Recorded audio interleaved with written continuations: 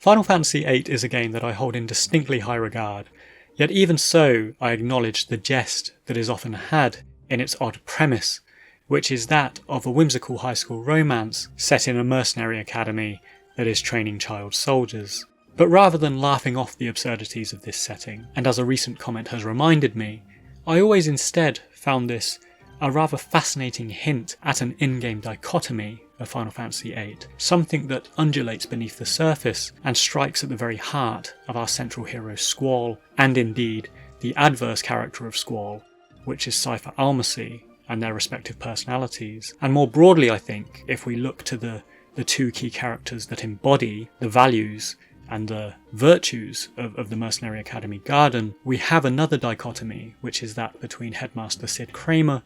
and what is revealed to be the secret benefactor, Master NORG, who is revealed at a dramatic plot turn. So, what is the dichotomy between Headmaster Sid and Master NORG? How does that reflect in the personalities of Squall and Seifer? And how might we read the conflicting values of Garden as an extension of character growth and transformation over the course of Final Fantasy VIII? First off, looking at the respective personalities that helped build Balamb Garden, we have Sid Kramer on the one hand, and Master NORG on the other. Regarding the former, we know that Sid and Adia built Garden to prepare for a future Sorceress War, but even with this distinctly violent endgame in mind, Sid forged an institution that gave a home and education to orphans and gave them a place to thrive, and very tellingly, in his monologues in the opening acts of the game, he wanted Garden and its SeeD graduates to have the opportunity to learn, to travel the world and experience things. He views the Academy as a vehicle for personal edification, for peacekeeping rather than conflict, and tries nurturing it as an overtly positive force in the world, which, as I say, can only be glimpsed if we really look at what he's saying in these mission briefings, the graduation ceremonies, and so on at the beginning of the game. Conversely, we have Master NORG. Now, granted, NORG isn't seen until a good third of the way into the game, and only for two significant scenes, but it's prudent to note that the Garden faculty are administrators on behalf of NORG, so they oversee the day-to-day objectives of Garden, and when the civil war breaks out, it's these guys who come out on the side of NORG and are very much driving the insurrection in his favour. Now, the sparing interactions that we have with both NORG and the faculty are interesting because, contrary to Sid, who has this aforementioned positivity, ambition, and nurturing nature, the NORG faction are quite cold and hard-nosed, money-driven individuals, and from the earliest interactions with the Garden faculty, which makes sense only retrospectively, we see them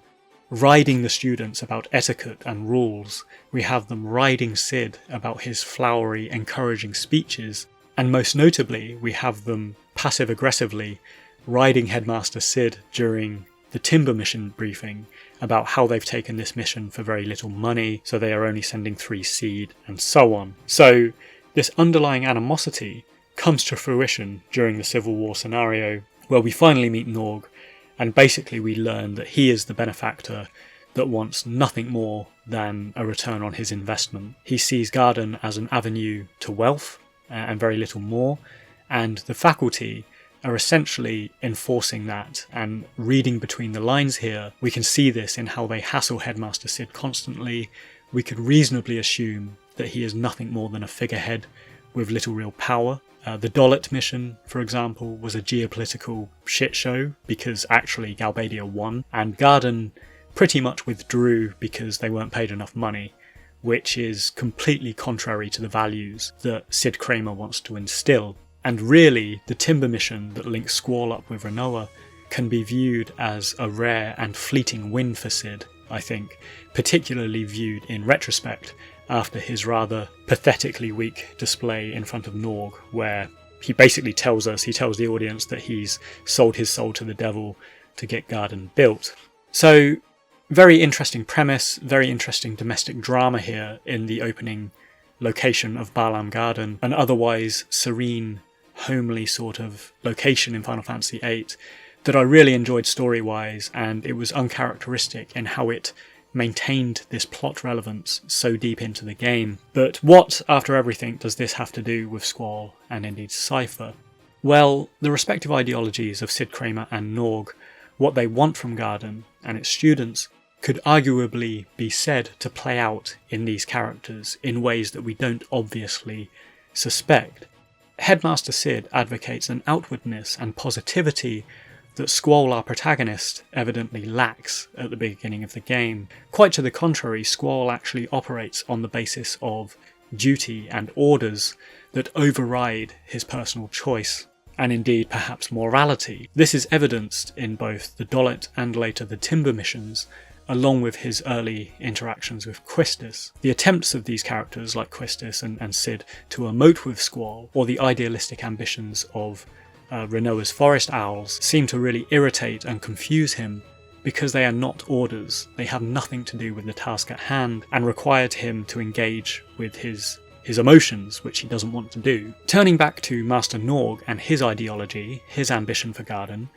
the faculty's desire to maximise profit and essentially offer elite, unscrupulous soldiers to the highest bidder, could we perhaps not argue then that Squall, in his default personality, at the beginning of the game, is NORG's perfect soldier, and precisely the sort of cadet that he would want to elevate through the academy? Could we not also suggest then that Sid Kramer is perhaps aware of this, along with Squall's intended fate as a leader and saviour, and so